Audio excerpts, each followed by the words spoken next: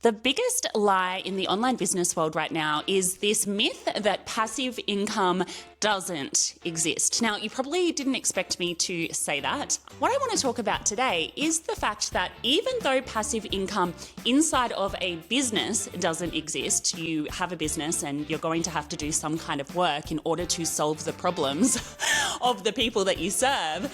You can use business as a tool to generate passive income and to genuinely make work optional. Not in a spammy internet marketer way, but in a very real way. And I'm going to break down all of the steps involved in doing just that. So this is part 3 in the series that I have been running on the Lifestyle Business Operating System, which is how to put together the system step by step that runs a lifestyle business that ultimately gives you the business that supports the life that you want and gives you the opportunity to genuinely make work optional. If you haven't checked out the other episodes inside of this series, definitely go back and do that. In the first episode in the series, we talked about how to actually align your business with an end game that supports the life that you want to live. Wild that people think that that is something that you shouldn't do. If you want a business that supports your life, it should be the thing that you're thinking about first. And the second episode in the series, we talked about how to actually, once you have a big, exciting vision for your life, how to bring that to life in a very realistic way that ultimately saves you from yourself. We talked about planning, having a pulse inside of your business for taking consistent action, even when you fall off the horse sometimes and you're not a robot, you're a human, actually making it happen for you, and how to track your progress so that step by step you are working towards the big, exciting lifestyle vision that you have for your business. So once you have been doing both of those things inside of your business, you have defined your end game, you have been working consistently towards it, you will eventually get to a point where you are making great money in your business. And that's where this third part of the Lifestyle Business Operating System comes in. It is what you do with the money in your business and how you prioritize the type of money that you make in your business that will ultimately get you to a point that, yes, you have passive income. So what am I talking about and how do you actually do it? So with a lifestyle business, the goal of the business is ultimately not that you're going to exit it. You're not going to sell for multiples and those multiples aren't going to bankroll the rest of your days. Instead, you are looking to have a business that is high cash flow with high profit margins that ultimately fuel your lifestyle now, but also allow you to make excess profit so that you can invest that profit to make work optional. Now, most people don't approach a lifestyle business that way. That is a bit of a generalization. I will say many people, maybe not most, because they're not clear on the type of business that they even have in the first place or what they ultimately want as their end game, in which case you would go back to step 1. But you guys have done that. And therefore, what you want to do is not make two of the big mistakes that ultimately keep people stuck on the hamster wheel of a business that they need to run forever because they can never retire, because they can't exit, and because they haven't been smart with the money that they have made along the way. So the first mistake is having a business that is high revenue, but not high profit. Now, this is a cardinal sin, in my opinion, when you have these beautiful, lean, online expertise-based businesses. There is no excuse not to have great profit margins. So there is a difference between a business that has very high revenue but very low profit and a business that has very high profit but the revenue, even though it doesn't look as shiny and flashy on the outside, is actually much less. The first business is inherently going to be bigger. It is going to require more complexity. It is going to require more team. It is going to require more clients and customers and all of the things in order to generate that big top line revenue number. Now, that is fine if you are ultimately angling for a big business, but if you're not, it is likely not necessary, nor is it desirable. So what do I mean by that? Let's take the example of the second business. So the second business has much lower revenue and therefore maybe it doesn't look as, outwardly successful, right? But when you look under the hood, a lot of that revenue is actually profit. So let's say, for example, that the profit margins are 60, 70%, which is very much not unusual when it comes to these types of businesses. And when I talk about these types of businesses, I mean online businesses that don't have a lot of delivery overhead and don't require you to invest in things like inventory, etc. A lot of the time, the expenses with businesses like that are, things like software, it might be marketing, and really that is about it. And so you can have a business that is engineered with very high profit margins and the ability to therefore have a lower revenue number and still hit all of your goals. So that is the goal. And if the question comes through, which it does a lot of the time, how much revenue should I be aiming for, or what sort of percentages should I be looking at? I do recommend that you have a look at, if you haven't seen it already, the book Profit First, which talks about percentages that they recommend, or Mike Michalowicz, who is the author of that particular book, recommends for different revenue levels of business. So for most lifestyle businesses that are under that $1 million mark, you would be aiming for 50% plus profit margins, meaning that your operating expenses, so the expenses that are required to operate the business, would be under 50%. Now, I can say from personal experience, except for one situation where I really tried to build my business model the wrong way, and I ended up with high revenue but very low profit, and the complexity and the overhead and all of the things were very much not conducive to a lifestyle business, that it is not only possible, but it is usual to actually have better profit margins than that, meaning that your operating expenses are actually less than 50%. But let's just say it's 50%, right? So that is a great number to be aiming for these types of businesses.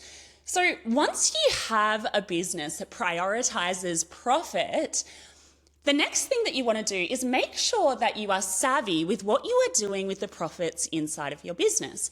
So a lot of the time when we start making great money, it can feel so exciting. And I have been there before, and you kind of think, oh my gosh, what am I going to do with this? And, you hear that you don't want to have a big tax bill maybe at the end of the financial year, and so you start spending on things and you start buying maybe personal expenses as well that are upgrading your lifestyle. And I'm not saying that doing a little bit of that isn't great, but what I do want to make you aware of is what you can instead do with the profits inside of your business to get to the point that you do actually have that beautiful passive income that you ultimately hear about online, but that actually isn't realistic if you just focus on what you do in the business.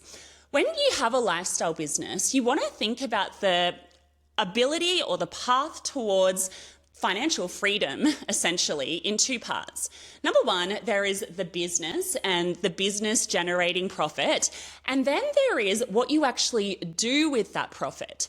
And it is that second part that is actually so critical and so powerful when it comes to setting yourself up for the freedom that you likely started the business for in the first place.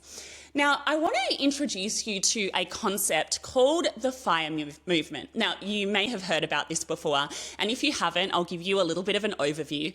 But basically, the FIRE movement is an acronym for Financial Independence, Retire Early. And so it is a movement of people that are all very much focused on making excess profit, either in the container of a salary and they have excess money, or, and I think much more powerfully actually, in the container of a business. I think a business is so beautifully equipped to follow the FIRE movement because it allows you to control your income.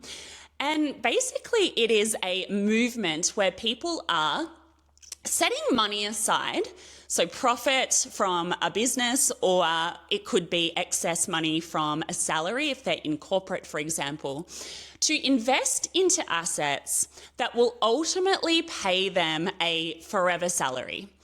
Now, there is a number that is used inside of that community. It is called the 4% rule.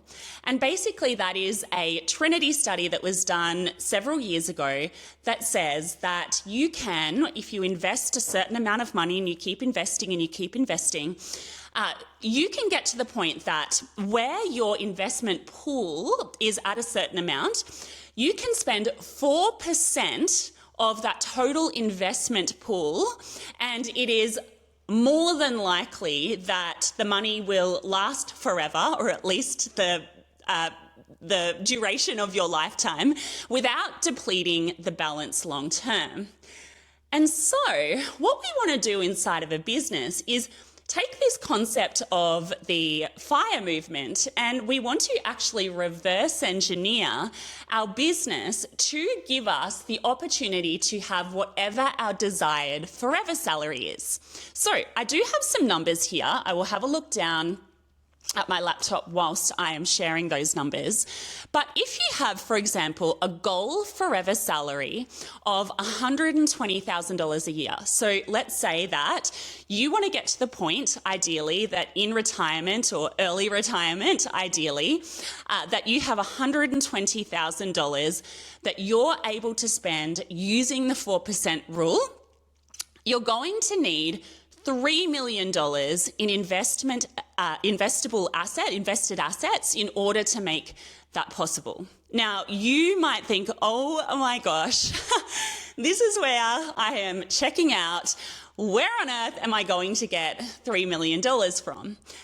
This is where the power of a business plus investing plus compound interest actually makes this whole thing possible, and what I believe is the preferred path for people that are in business that ultimately want freedom. So no, it doesn't happen in the container of a business, but we do want to build a business that we actually love. Like in terms of the FIRE movement, it's not so much about financial independence, retire early.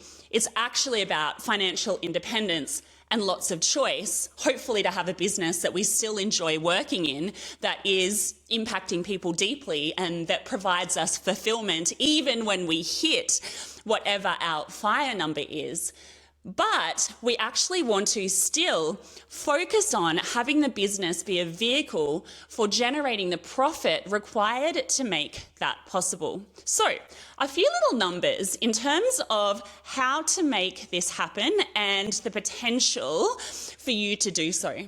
So let's just say that you have a business and you build it up and you do all of the things that I talked about in part 1 and part 2 of this series. And you get to the point where you have excess profit around $200,000 a year. So you have $200,000 of profit in your business that is available for you to follow this process. So let's say that you spend $100,000 a year. They're your personal expenses as a lifestyle business founder. And if you have a lifestyle business, then ultimately you do want it to fuel and fund your current lifestyle. But then let's say that you have another $100,000 that you have to set aside to invest into assets. So when I talk about assets, I'm not recommending anything here, but just to give you an example, it's like, the S&P 500 or stocks or, ETFs or real estate or anything that ultimately is going to, or you would expect to grow over the long term. You're going to invest that $100,000. Now, let's just say, using a little bit of math, and let me just have a look at my calculations here. Let's say that you were to do that every single month or every single year for 10 years. Now, for easy math's sake, let's say instead of $100,000, you had $10,000 a month, which is $120,000 a year to invest. And let's say that every single month for 10 years, you invested that amount of money. Here is the exciting bit. According to my maths, if we use the assumption of an average annual growth rate over that 10-year period, and of course this may or may not be correct, spreadsheets very much don't mirror real life, but I am using the average of, for example, the S&P 500, and I'm not adjusting for inflation for the financial nerds that are out there kind of listening to this as well. Let's say it's 10%, so it grows by 10% every single year on average. By the end of 10 years, you would have $2 million, give or take, in invested assets. Now, that would be $1.2 million of money that you have invested, and then it would be about $850,000 of compound interest, meaning that the interest, the growth, kind of makes babies. So it keeps growing and growing, and it actually becomes such, when it gets to about the 10-year mark, it becomes such a powerful snowball effect where your money really starts to grow itself.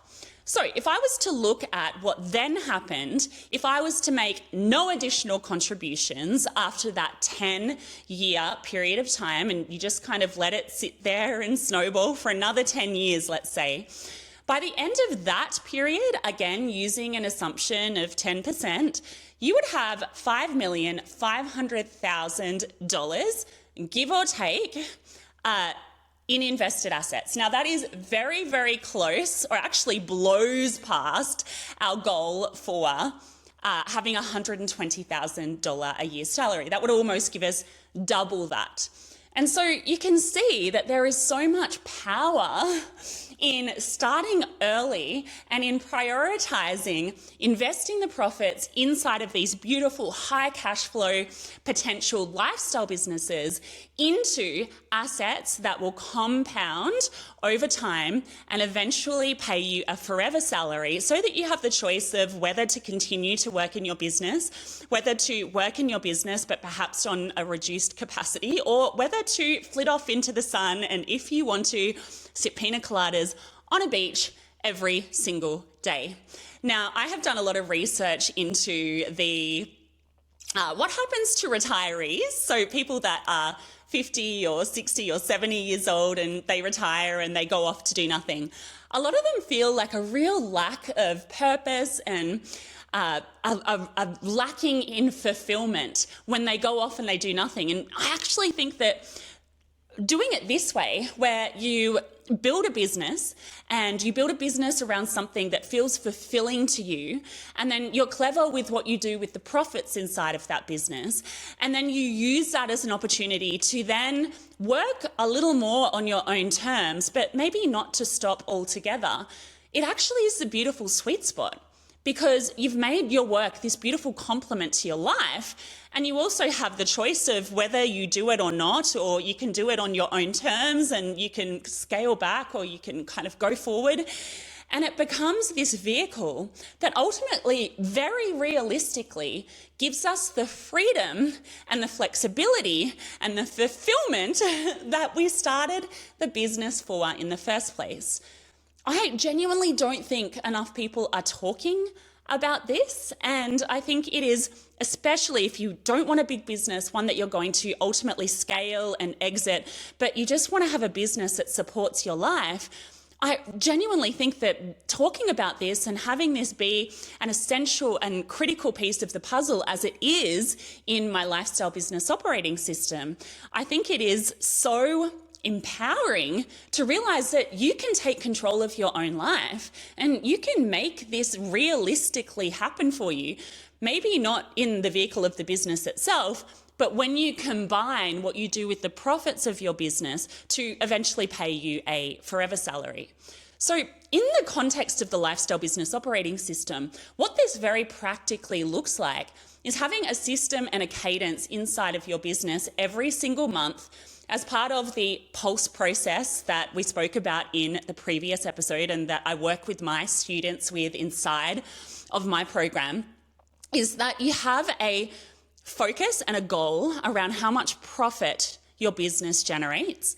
And then you have a system and a cadence in your business for setting aside that profit for investing on a regular and consistent schedule. Now, we do this as part of our monthly scoreboard tracking and financial process, and it becomes an integrated element of what you're doing in your CEO tasks of your business.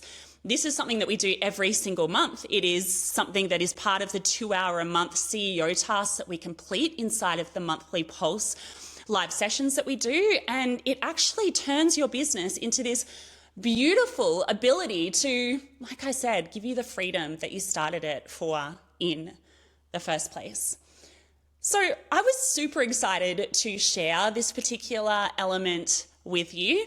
If you head over to my Instagram at StevieDillon_, I have a post that I recently created that kind of gives you the visuals and a lot of detail around this as well. And it was one of my most shared and saved posts on Instagram ever. It's called Why $6 Million is My Exit Number. And it goes through it in a little bit more detail. But sharing it here and giving you the context of where it sits in the broader lifestyle business operating system is something that I feel passionately about. It is a core foundation of what I teach now, and it is the thing that I think will unlock so much freedom for women especially who go into these businesses, not to become the next Elon Musk and start the next Tesla, but to create deep impact, to build a business that supports their life, and hopefully to have the ability to one day make work optional, but to love what they do so much that they don't want to stop. So, like I said, if you haven't gone back and listened to the other episodes inside of this series, I would go back and I would listen to those right now because they sit together as a little suite. If you are interested in hearing more about my program, you will see the links inside of the show notes. And if you would like to get the next episode, I would highly recommend that you subscribe to this podcast so that you make sure that you get those episodes sent to whatever device or whatever platform you are listening or watching on. All right, guys, I will leave it there. And until next time, I'll see you then.